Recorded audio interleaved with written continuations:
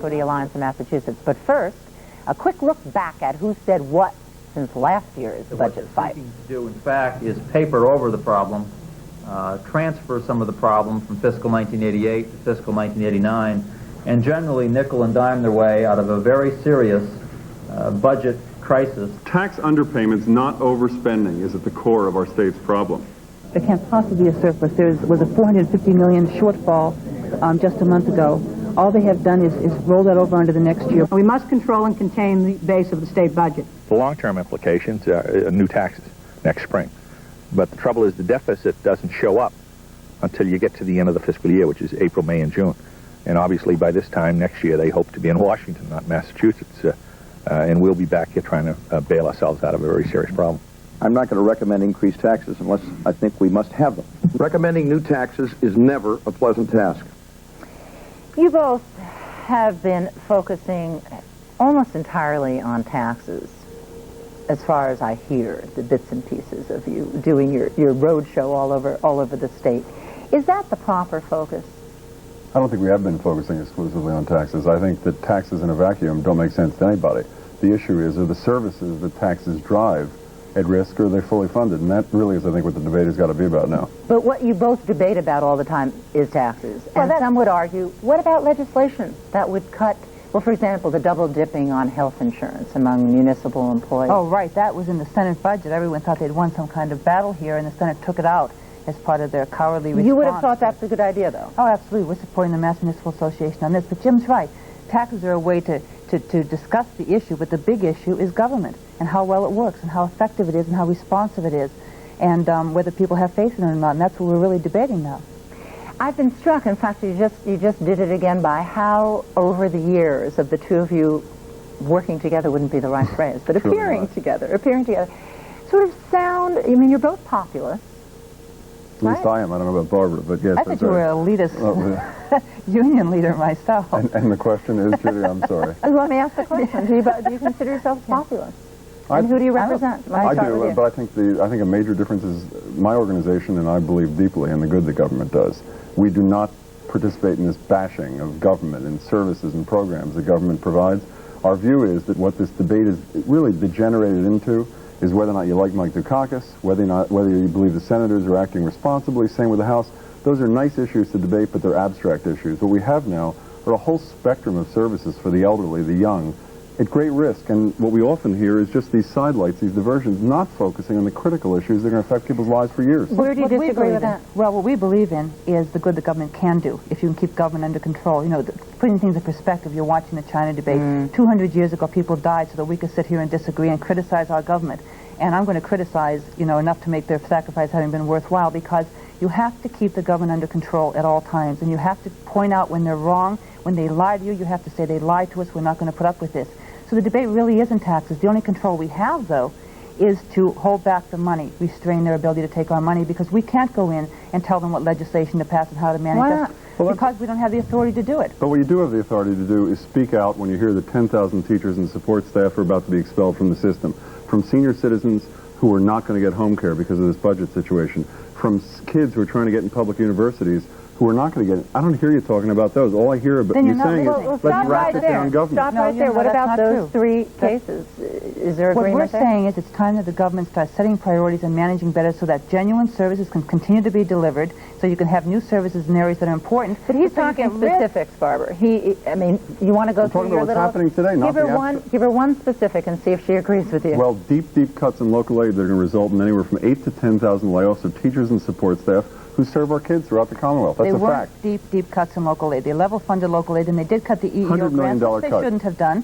It would be much better if they did some of the suggestions that Chairman Bogue has been talking about for a long time, and Chairman Flood, about reconsolidations of government and reorganizing. Pat McGovern's idea. Is that possible these days? Sure, of course it's... And Pat McGovern had it in her budget. She was going to cut back on the secretaries by cutting across the board, and then the governor choose which secretaries to keep and which ones to get rid of. They had to back off on that. They're not going to do that. She wanted to cut 5,000 employees. Last year, the House and Senate said cut 4,000, a twit 4,000. The governor simply won't listen. If he had done that thing, there would be more money for the things that Jim is talking about. But the governor's not in the process right now, though. So no, that's the problem, which is the point we're supposed to be making here, which is why don't we have a governor who can manage, who can take charge of a situation, who can find 5% worth of cuts in the budget in order to preserve the services. But here we go again, Jim. Here we go again. Let's impeach Governor Dukakis. Let's talk about him. Let's continue to not talk about the cuts that are going to affect real people's lives. It's no more an abstract debate. It's not an issue of can we wring every single ounce of fat out of government. We want to do that. No government, no business has ever done that. At the same time that we're looking at streamlining government,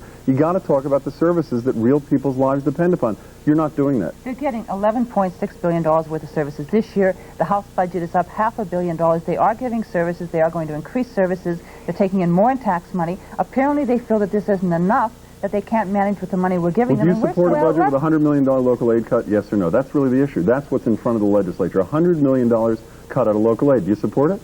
We would prefer that the cut had come somewhere else, but we can't go in there and make their decisions for them. Well, we're making recommendations on the mandates. We would prefer that they give the cities and towns relief from mandates. Our preference doesn't seem to work when we don't have a governor who's functioning, so that when the Senate doesn't have the courage to do these things, and the House apparently doesn't either. For example? Well, what you were talking about, the double dipping.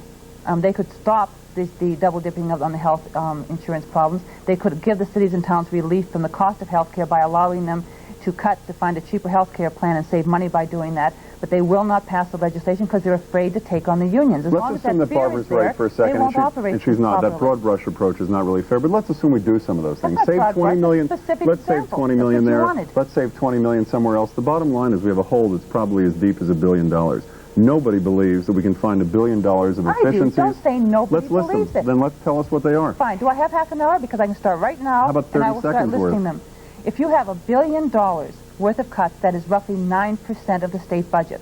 So let's do what Pat 9% of what? said. Tell us what you're going to cut 9% from, Barbara. Fine. In personnel, you cut 10,000. Let's look at what we're doing right now, though. Let's look at what we're doing. The way we're making savings in personnel is we're saying that state employees are going to get 0% increase this year. That's a tax on them. We're talking about human services workers, the lowest paid workers in the state. Well, is your position... Wait. Human services workers making $13,000 a year, working 24 hours a day, they're going to take pay cuts. Is that your way of eliminating waste in government? No, all those lousy personnel workers, right? That wasn't my Which ones, though? That's the point. But, Jim, is your position then you don't want to see the $100 million cut in local aid, and you don't think that there is any way to do the budget this year without raising taxes? I think there's absolutely no way to do the budget this year without raising taxes if you believe in compassionate, just government. You would not buy the argument at all that maybe Massachusetts has provided more services to people than we can afford? I would absolutely buy the argument that there's got to be some streamlining, absolutely some cutting. Where? I would never buy the argument. Wait, I would never. Some of the consolidation makes sense. The consolidation of police departments is probably a wise idea.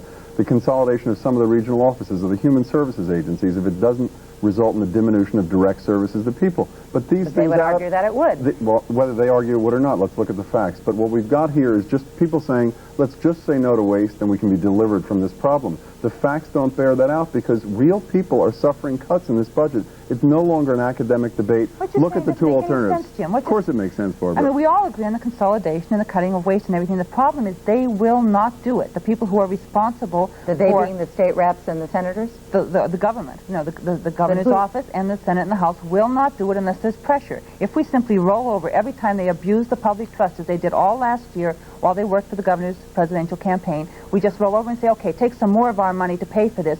Then they will lose all respect for us. Then they will never start to do those essential things that have to be done. The consolidation, which you agree with. Why do you think that is, Barbara? Why can't you get your local rep and your local senator to go back home and say, we don't need this, we can't afford it, the people won't pay for it?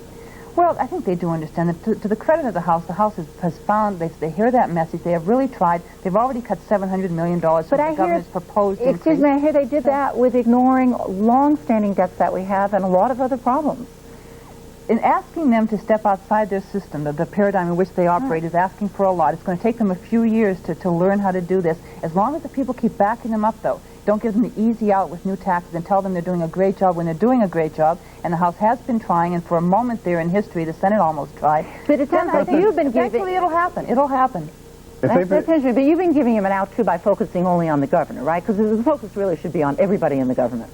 Yeah, and you're right about that. But, you try to give credit where it's due. If they are trying, you do try to give them some credit for it, because otherwise, what's the point of trying? Jim?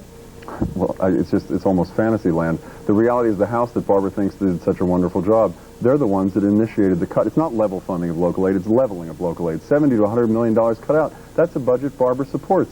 The reality, Judy and Barbara both, is we can do two good things at once. We can continue to focus on waste in government, inefficiencies, so that the people have more confidence than they have. But at the same time, you can honestly own up to the cost of government. Of course, there's a long way to go, but it's almost like extortion. Until we squeeze out every single ounce of fat, Well, maybe we're not wait a going. minute. It's Maybe ludicrous. It's extortion. never happened before, and it's never going to happen again. Where you say, You- unless you let us take more tax money from you, we won't provide services. We're So going what to are keep you, our fat. Barbara? What are you saying to the people who are going to suffer as a result of the fact that the government, the they you talk about, are not going to get services this year? The 2,000 kids that aren't going to get into the higher education Let her answer because system. they're running out of time. What do you say to them? Well, if they really feel that the cuts are in the wrong places, and some of them are, they will be, as they have been, at the State House arguing that their cuts are not the ones that should be made. Tune in next month. Maybe we'll have a budget? Will we have a budget? This time next month, I don't know. Thanks very much, both of you. And thank you all for watching Point of View. Bye-bye.